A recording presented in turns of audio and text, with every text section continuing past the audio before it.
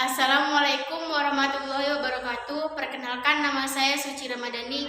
Saya dari kelas 12 IPA 3. Di sini saya akan menjelaskan tentang sistem pemerintahan.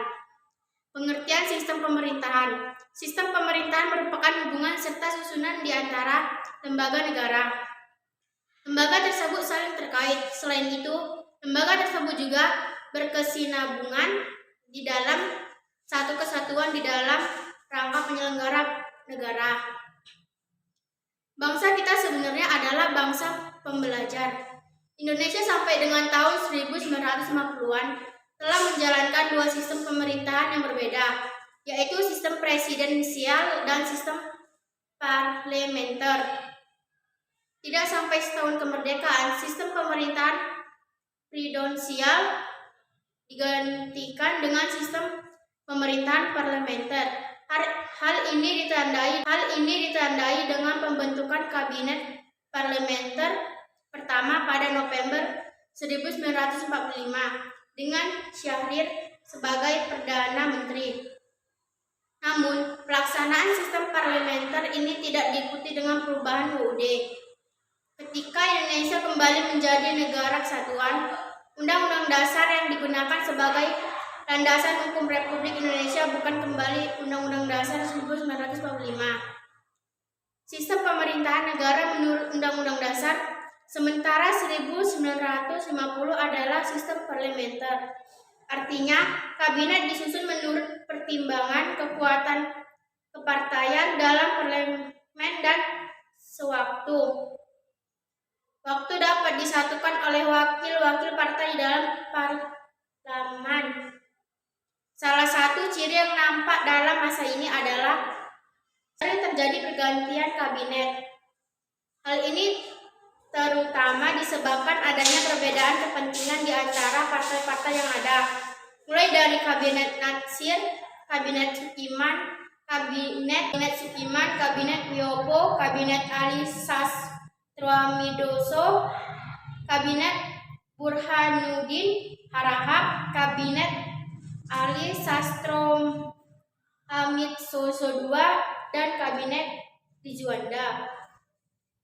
Kabinet-kabinet tersebut pada umumnya memiliki program yang tujuannya sama, yaitu masalah keamanan, kemakmuran, dan masalah Irian Barat. Latar belakang masalah dalam pembentukan kabinet seringkali menjadi faktor yang menyebabkan goyah dan jatuhnya kabinet. 1. Jatuhnya kabinet Natsir karena adanya mosi tidak percaya diri parlemen terhadap pemerintahan akibat gagalnya upaya pengembalian Irian Barat. 2. Jatuhnya kabinet Sukiman karena adanya perjanjian mutual security agent atau MSA antara Menteri Luar Negeri Indonesia Ahmad Soebarzo dan Duta Besar Amerika Serikat Marley Cochran. 3. Jatuhnya kabinet Wipo karena dianggap bersalah terhadap penyelesaian persoalan tanah perkebunan di Sumatera Utara di Tanjung Merawa. 4. Jatuhnya kabinet Ali Sastroamidjojo I karena perselisihan pendapat antara TNI AD dan pemerintah tentang tata cara pengangkatan kepala staf TNI AD. Pada masa pemerintahan kabinet Ali Sastroamidjojo diselenggarakan konferensi Asia Afrika di Bandung pada 18-25 April 1955. Jatuhnya Burhanuddin Harahap karena tugasnya dianggap sudah selesai dengan terselenggaraannya pemilihan umum. Makna tugas kabinet ini dianggap selesai. 6. Jatuhnya kabinet Ali Sastroamidjojo II karena pada tanggal 14 Maret 1957 kabinet Ali Sastroamidjojo II menyerahkan mandatnya kepada Presiden. 7.